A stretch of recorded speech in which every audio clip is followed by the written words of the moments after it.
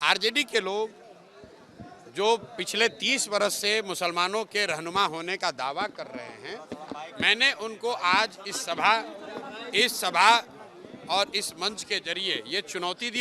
तुम पहले मुसलमानों का जिनका वोट लेते रहे हो 30 वर्ष से, उसका हकमारी बंद करो और हिम्मत हो तो उनको आबादी के हिसाब से टिकट देके दिखाओ। अगर वो स्वीकार कर लें तो बिल्कुल जो मुस्लिम उम्मीदवार को खड़ा करेंगे, हम लोग वहाँ मुस्लिम नहीं लड़ाएंगे।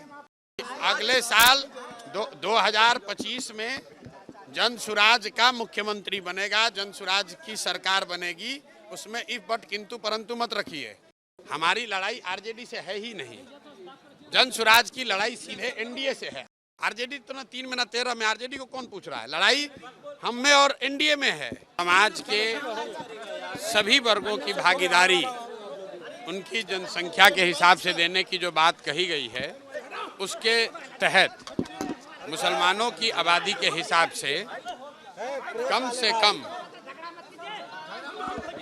कम 40 विधानसभा सीटों पर मुसलमान समाज के काबिल लोगों को चुनाव लड़ाने का ऐलान पहले से किया गया है। और ये जो जनसुराज में पहले से अन्य वर्गों के लिए बात कही गई है, उसके अनुरूप है, ये कोई अलग नहीं है।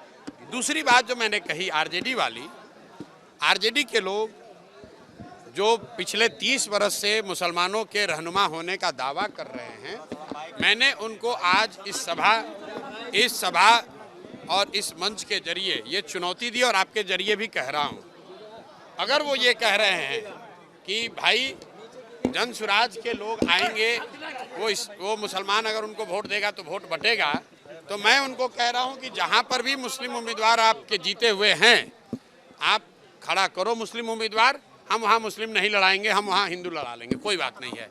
तुम पहले मुसलमानों का जिनका वोट लेते रहे हो 30 वर्ष से, उसका हकमारी बंद करो और हिम्मत हो तो उनको आबादी के हिसाब से टिकट देके दिखाओ। वोट तो तुमने लिया है, ये हमने उनको चुनौती दी है। अगर वो स्वीकार कर लें तो बिल्कुल जो मुस्लिम उम्मीदवार को खड़ा करेंगे, हम लोग वहाँ मुस्लिम नहीं लड़ाएंगे। अरे भैया, दल बना नहीं और आप सीएम कौन होगा? अगले साल 2025 में जन सुराज का मुख्यमंत्री बनेगा, जन सुराज की सरकार बनेगी। उसमें इफ बट किंतु परंतु मत रखिए। बाकी कौन बनेगा, देश राज्य की जनता होशियार है, वो चुनकर अपने आप बता देगी।